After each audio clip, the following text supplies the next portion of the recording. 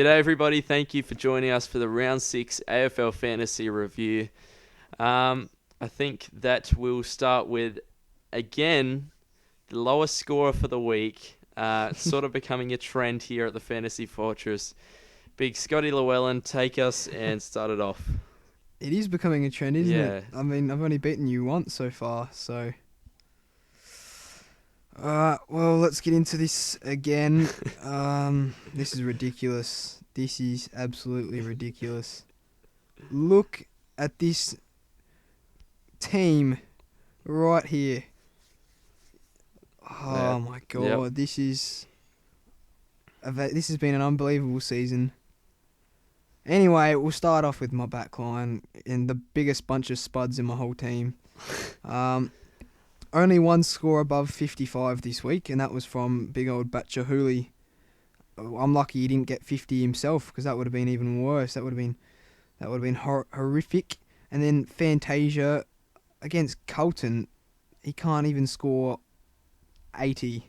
Like, seriously. Yeah, we saw him go into the forward line a bit, which really put his fantasy scoring really badly at the moment. Yeah, but when they got smashed by Collingwood, he scored 90. Was he playing in the forward line though? Yeah. Okay. He still kicked more goals against Collingwood than he did against Carlton. Yeah, that's annoying. It's really annoying. Anyway, then Marcus Adams, obviously with the same score. That's 350s in a row for him now. Dean Tipungwuti, just another two crappy Essendon players.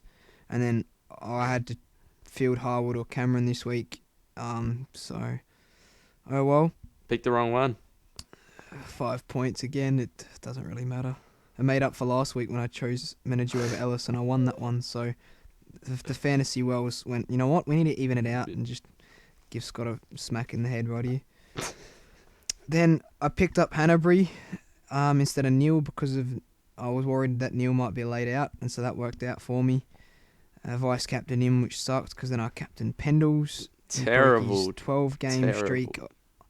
12-game streak of 100s against West Coast, and he had to break it when he was my captain. Like, seriously, Pendles. And then Ablett another 90. Obviously, Adams didn't play, and I didn't really want to trade him out, so I had to take Davis's score. And then, obviously, Parrish is just useless now, and Mills and Petrarca. He was on 3 points at half time, alright. Scott. 3 points. Jeez. Parrish? Yeah, Parrish. That's ridiculous. What a useless prick. Then into the rucks, Maxi Gorn and Stephen Martin. Move on from there. Then in the mid forward, Aaron Hall, another 100 from him, which was very good, very nice. Lee Montagna is spudding it up at the moment, and obviously Barlow having another big score. Is he injured? Because Yeah, I don't know. It says the injury little sign next to his name, but as soon as I saw that, I checked the AFL injury list, and it didn't say he wasn't on the injury list. So I don't know where Fantasy's gotten that crap from, because I want it taken off. Right. It's playing with my mind. It's Sorry about the ridiculous. dogs in the background, everyone, guys. Can't even hear them. Then Kerridge and Wells, another 90 between them, which is very lovely. And then obviously McCarthy is just a useless. He is absolutely amazing for your team, isn't he? He is. Oh well, fix that soon. And then obviously my favourite bench spots at the moment, my rucks. Curry beasting it this week, and Mason Cox having another solid 60, which is what we want to see when they're making us money. All right.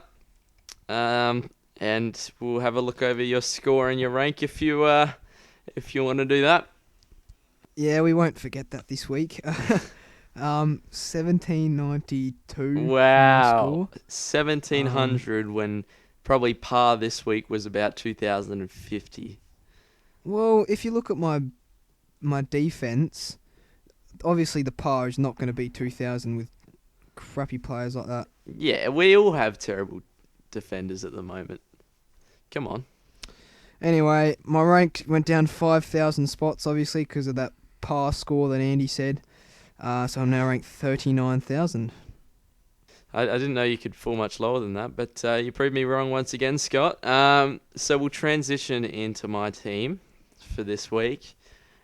Straight off the bat, I'm going to say that I had a much better scoring round than Scott, but still quite disappointed. Unlike Scott and his team, my players do have very high standards. So look, I tell them when I trade you in, you got to perform. So we'll hop into the back line. He sure has gotten that message, and he has done amazing things with it. But Sammy Gilbert, Fantasia Adams, all 53. Very disappointing from those guys. All of them can score 100 on their day, and just 50 is just not good enough for my team. I traded in Matty D 2 weeks ago, and I've received a 48 and a 38 since then. So that was a definite thumbs down. And then Josh Wagner, once again, lowered his scoring the week that I bring him in. So I just can't pick the right defenders at the moment. But I'm hoping for a big bounce back from them this week. In the midfield, Paddy Dangerfield, big 130. That's exactly what we love. And Lockie Hunter, another 130. Another 130, but actually, is this his biggest score of the year? I reckon it is. 133. And watching that on a Friday night is probably the best thing that you can hope for. It would have been a bit better if he was my captain, but I just missed out on that one. But I brought in someone who was pretty close, Joel Selwood. Now, everyone, got a bit of a story to tell. So, me and Scott were on Skype, and we're talking about captains. As you guys would know, I've beaten him every single week with my captain picks. And I go, look, Scott, I got a player difference for my captaincy. He's not in Calvin's top 5. He's not really that big of an option this week, but I'm going to do it. I'm going to trade in Joel Selwood and put the C on him, and he cracked up. He could not believe it. He was like, are you taking this seriously? What is going on? And I said, look, Scott, who have you got? And he's going, I've got Scott Pendlebury, the most consistent against the Eagles. He's going to go huge this week. And Joel Selwood, 126. And I don't even know if Scott Pendlebury got over 50, to be honest. But Joel Selwood, welcome to the team. That was huge. You did carry my team to a good score. So it was a bit of a risk from me, but it paid off. And then Matty Crouch, 65. To go, he's 60. He never scores well against hard teams. Callum Mills, 60. Not very good for my last 3 midfielders there. Stephen Martin, Maxi Gorn. Aaron Hall, 107. Barlow's really getting into the form that we used to see from him. Sam Gray, I made a massive call on the comment sections last video, and someone asked me, do I trade Sam Gray or do I hold him with the run coming up? And I said, you guys can go read it, I'm not lying. I said, I'm going to make a big call. Sam Gray, after scoring 50s, 60s, 70s, will get over 80 this week. And he's made me not look like a fool. So he got 82 against Richmond. Still not playing in the midfield, but you definitely take that from a forward. Daniel Wells, 98, and Kerridge, both of those guys are really doing well this season, considering how cheap they were as well. And Georgie Hewitt, after a 36-point first quarter, just was on the slide from there and was probably lucky to get to 58 in the end. So both my defender bench players didn't play this week, but I'm hoping Ruggles will come in after being managed last week. Ryan Davis, Menachune, not doing anything special. As Scott mentioned, the Rucks are doing really nice for us this year. Mitch McGovern and Lincoln McCarthy round out the forward bench. So I was able to score 2,024 points. I would have liked to have scored more, but it did push me up the rankings 200 spots to 4,600. So I'm still sort of around that 5,000 mark, hoping to do a big push into hopefully the top 2,000 next week. And I was able to do that with 215,000 in the bank. So I guess from there we'll start getting into the trades. So Scott, who are you looking to trade out and bring in this week? Well, obviously Rockcliffe's a big in this week, so I'm going to get rid of one of my Essendon retards in Parish. And so he's going to go up to Rockcliffe with the money I have, and then I'm going to do a DPP action. So Mills is going to go defense. I'm going to get rid of one of my other Essendon retards in the name of D, And I'm going to do a 100k downgrade to Josh Smith. So next week I can do a big upgrade in the defense. Sounds pretty good. Hopefully they can sort of fix the rabble that is your team and get you some more fantasy points. Because you got a couple people cheering for you. I'm on the up. Yeah. I'm on the up, Yeah, Andy. yeah. I'm feeling in for a good week. All right. What are you about your trades? My trades this week, I'm trading D like you after 2 weeks of owning him, so that's really annoying. So D is swapping with Mills, and I'm getting Rocky, who's definitely needs to be the biggest traded in player this week. And Matty Crouch has just gone, we didn't think he could do worse than 80, and he proved us wrong with 65 this week. So Crouch is going to be swapping with George Hewitt, so I'm really taking advantage of my DPPs this week. Crouch goes into the forward line for Caleb Daniel, most probably. So he's coming off a 130 and 96, and then he had 2 weeks off with a calf, so he should be this week, and should be back this week and ready to pummel the Crows. You know what, Andy?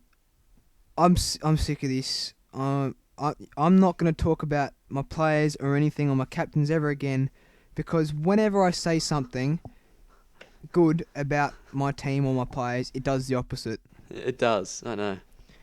2 examples right here. First off, what you said before about Pendles, I said he's going to beast it, go big this week, gets 80 as my captain.